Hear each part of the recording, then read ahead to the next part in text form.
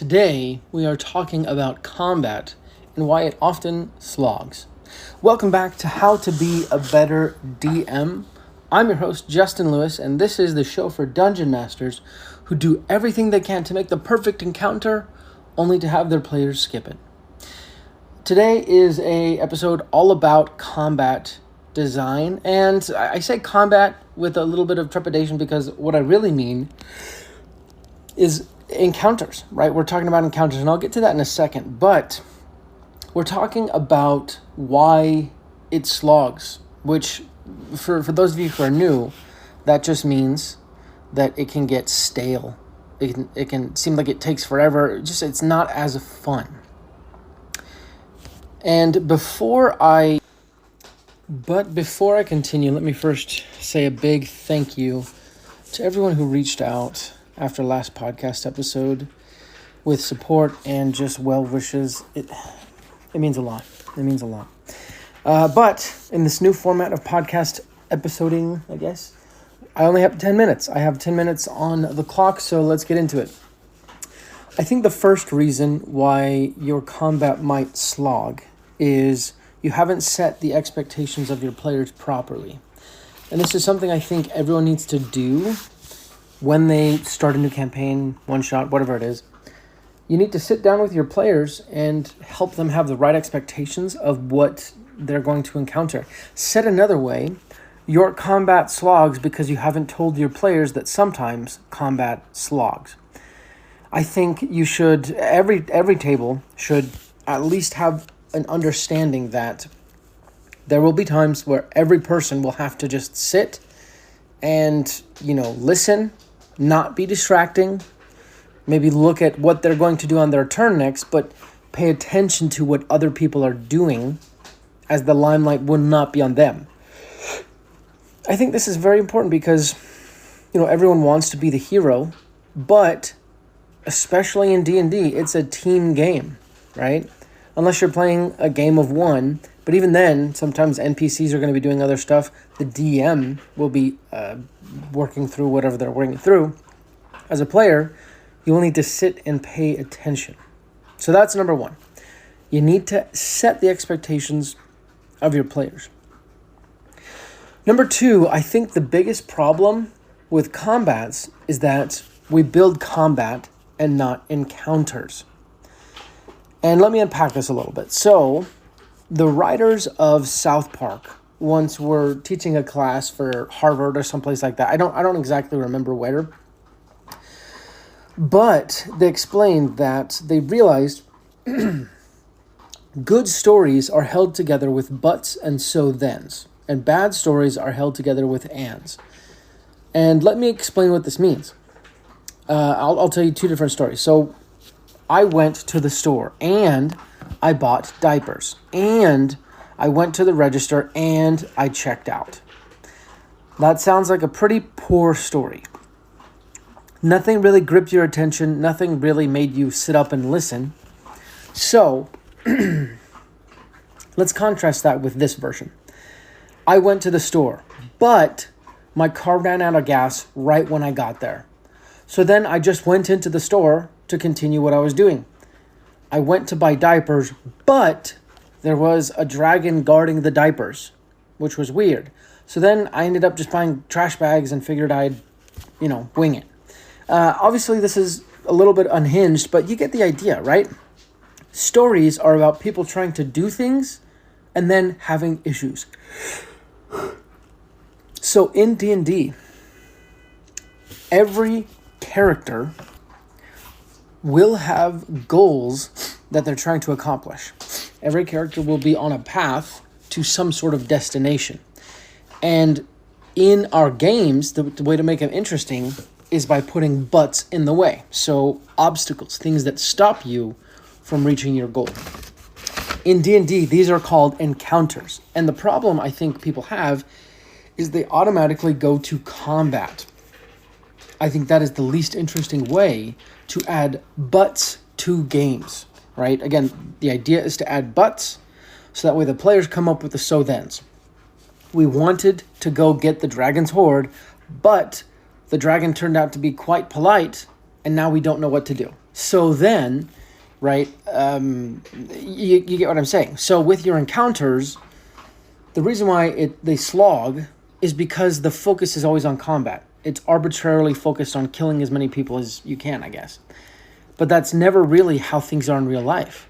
Instead, encounters focus on solving a problem or overcoming an obstacle to get where you actually want to go, right? The encounter even isn't the main focus, but getting beyond the encounter is, and figuring out how to do that in a way that fulfills certain parameters based on your situation. That's what makes it fun. So that's number 2. You're building combat encounters instead of encounters. Number 3 is it slogs because you haven't redshirted it. Now, I'm not sure where this phrase comes from, but my experience is with the sporting world, so sports in high school. But the red shirts are essentially, again, they're the practice team. They are a team designed to test the varsity team, I guess you could say, and see how things are going for them. What I mean by this is that before you do your encounters, run through it as a dry run, right? It doesn't need to be in depth, but just familiarize yourself with the mechanics and specifically the actions of any baddies you're using, so that way when it comes time, it's not like you're looking up everything the first time and things can go a little bit faster. So that's number 3. Number 4 is you aren't taking advantage of all 4 of the pillars of DMing. So for those of you who are new, the 4 pillars of DMing are people management, performance and showmanship, game design and mechanics, and storytelling. And those are all of the components of dungeon mastering. And to make encounters interesting, you need to take advantage of as many as possible. And we've done episodes on what they all mean, but a quick example would be, let's say you have an encounter that involves fighting a group of bandits to rescue someone who's been kidnapped. Now, obviously that's interesting. It's pretty straightforward. Kill the bandits or subdue them before they kill the person who's being kidnapped, things like that. However, if you find that it's slogging, then maybe you introduce a storytelling element.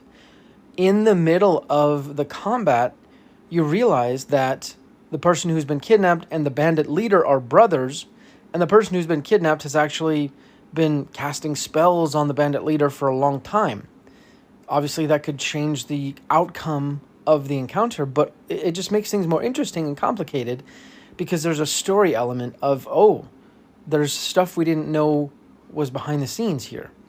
So whenever your encounters are slogging, make sure to take advantage of every element of dungeon mastering.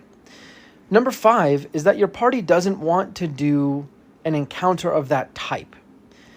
And I say this mostly in regards to just combat, right? There are parties out there who prefer not to do combat, right? They find that role play or puzzles or things like that are more suited to what they prefer.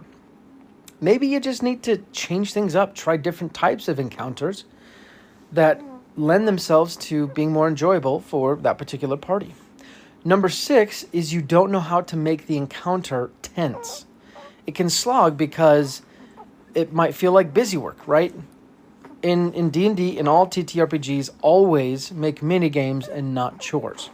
And if the party feels like there's no stakes, there's no risk, and the probability of success is very high, well, then it's basically a chore. It's busy work. So the remedy to that is just simple practice. You need to practice until you're good enough, making it hard enough to where you want it, that, the party's interested. Number 7 is phones are at the table. And this one's kind of a nuanced one, but it's possible things are slogging because people have the opportunity to distract themselves with something else, i.e. videos on their phone, other things that might be able to take their attention from focusing on the game and actually immersing themselves in someone else's turn. Number 8 is that you make it go on too long. Sometimes when things are boring, it's just time to skip to the end. And you can see this on a lot of reality TV shows. Like, they never show you scenes of the cast moving from one place to another. Instead, it's when something's happening. So If it's gone on too long, then it's time to cut the cord, I guess, finish the encounter, and move on. So these are 8 tips to help you improve your encounter design so that way your encounters don't slog. Again, we're not calling them combats anymore because we've matured. We're thinking bigger than that. Thank you so much for listening to today's episode. I know that the audio is probably not as good as you'd want it to be. You're probably hearing some background noise, some choppiness. Obviously, you can hear my baby here. But just thank you so much for sticking in here with us. Again, hopefully this is a short-term thing within the next year or two, and we can get back to doing things how we want to do. If you do want to support the podcast, you can always rate us, review us. But a good way is to go to sessionzerostudios.com/worldsmith and take advantage of one of our sponsors, Worldsmith. They are a suite of TTRPG generators to help with all of your TTRPG needs. But we'll be back next time with another handcrafted episode just for you. And until then, let's go ahead and roll initiative. Time is your most valuable resource, so save time in your D&D prep with the Game Master's Fantasy Toolkit from Roll and Play Press. It helps you with NPC names, plot hooks, setting descriptions, and more. Go to sessionzerostudios.com/rollandplay and use code BETTERDM10 at checkout. Save yourself some precious time with Roll and Play Press. Brought to you by Session Zero Studios. For more information, visit sessionzerostudios.com.